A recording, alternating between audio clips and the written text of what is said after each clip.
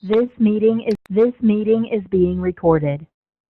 Long and long ago and far away, there was a king who ruled in Varanasi, in northern India. One of his ministers was called the World Price Maker, and he was a very honest man. His job was to set a fair price for anything the king wanted to buy or sell. On some occasions, the king did not like his price making. He did not get as a big a profit as he wanted. He did not want to pay so much when he bought or sell what he thought was enough. So he decided to change the price maker.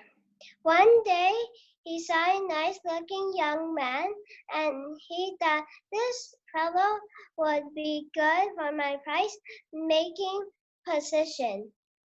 So he dismissed his former honest price maker and appointed this man to be the new one. The man thought, I must make the king happy by buying it at very low prices and selling at very high prices. So he made the worth. He made the prices ridiculous without caring what anything was worth. He gave the greedy king a lot of money and made him very happy. Meanwhile, the other who deal with the new price maker, including the king's other ministers and ordinary people, became very unhappy. Then one day, a horse merchant arrived in Varanasi with 500 horses to sell. There are saddles, mares, and for all and colors. The king invited the merchant to the palace and 500 horses and called upon his royal price maker to make a price for 500 horses. Thinking only of pleasing the king, he said the entire herd of horses is worth 1 cup of rice. So the king ordered that 1 cup of rice be paid to the horse dealer, and all the horses were taken to the royal stable. Of course, the merchant was very upset. He could do nothing at the moment. Later, he heard about the former price maker who had a reputation for being very fair and honest. So he approached him and told him what had happened. He wanted to hear his opinion in order to get a proper price from the king. The former price maker said, if I do what you say, the king will be convinced of the true value of the horses. Go back to the price maker and satisfy him with a valuable gift. Ask him to tell the value of 1 cup of rice in presence of the king. If he agrees, come and tell me. I will go with you to the king. Following this advice, the merchant went to the price maker and gave him a valuable gift. The gift made him very happy. He saw that the value of pleasing the horse was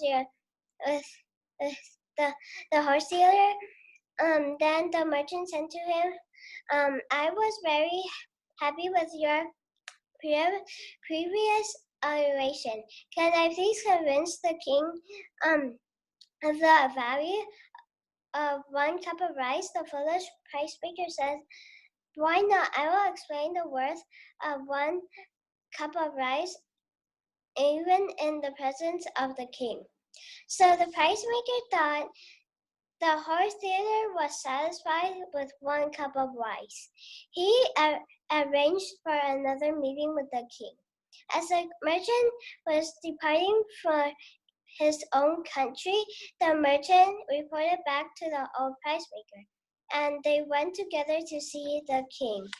All the king's ministers and his full court royal meeting hall, the horse merchant said to the king, "My lord, I understand that this is your country. My whole herd of 500 horses is 1 cup of rice, but I leave for home. I want to know the value of 1 cup of rice in your country." The king turned to his royal price maker and said, "What is the value of 1 cup of rice?" And said, "What is the value of 1 cup of rice?" The Polish price maker, in order to please the king, had previously priced a herd of horses at 1 cup of rice. Now, after receiving a bribe from the horse dealer, he wanted to please him too. So he replied to the king in his most dignified manner, "Your worship, 1 cup of rice is worth the center of barrenness, including even your own herd, as well as all the servants of the country and in the city. In the other words, it is worth the whole kingdom of Burns."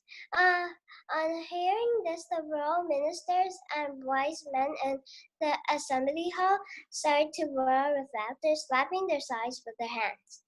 When they come down a little, they said, "Earlier we heard that the kingdom was priceless. Now we hear the Burnus with his palace and mansions is worth only 1 cup of rice. The decision of the royal price maker is so strange. Where did your highness find such a man? He is only good for pleasing a king such as you, not making fair prices for a merchant that sells his horses from country to country." Hearing the laughter of his whole court and the words of his ministers and advisers, the king was ashamed. So he brought back the former price maker to his official position. He agreed to a new fair price for the herd of horses, as set by the honest price maker. Having learned a lesson, the king and his kingdom lived happily and justly as proper.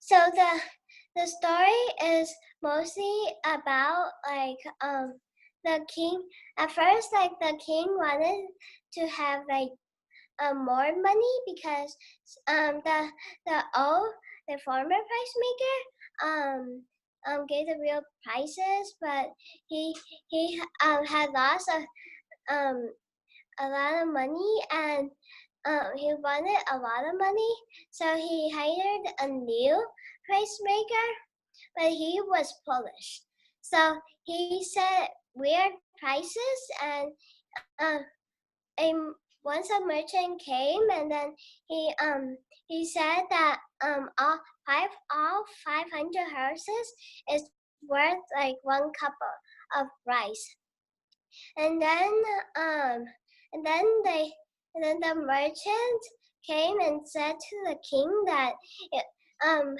and asked him how much is one how much is 1 cup of rice in your country.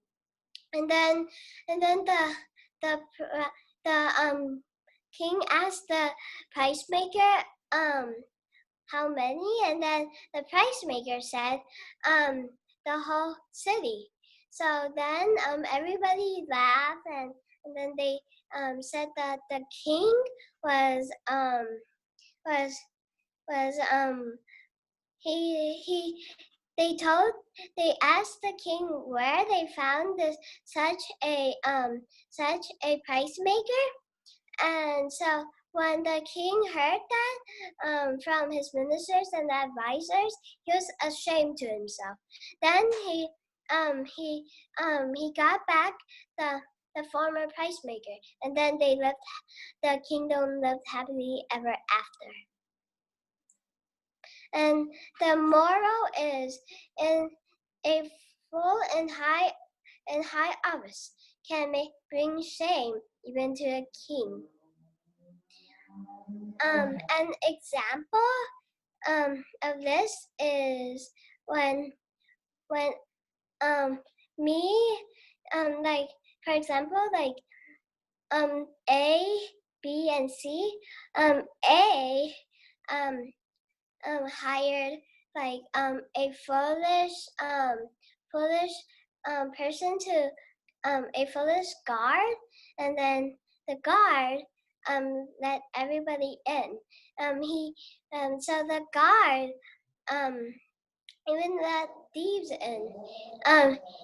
So the thieves saw him and she was the thieves, and then she said that when I am he said that I am your boss, and then he also said that don't blame that I have a different luck. I just got in a get up, and then the rope the guard that still let him in, even though he was just lying, and of course like the the boss, the real boss, like he he um he immediately checked on in the guard, and then asked him what happened, why is there thieves, and then the guard said he said there was no thieves, um but there was just only you passing by, and so the boss said I never passed by, and I was in my office the whole time. So the guard was foolish, of course. So the the um the boss, like he immediately fired the guard, and he instead he chose like another guard that is in a high price to guard his office.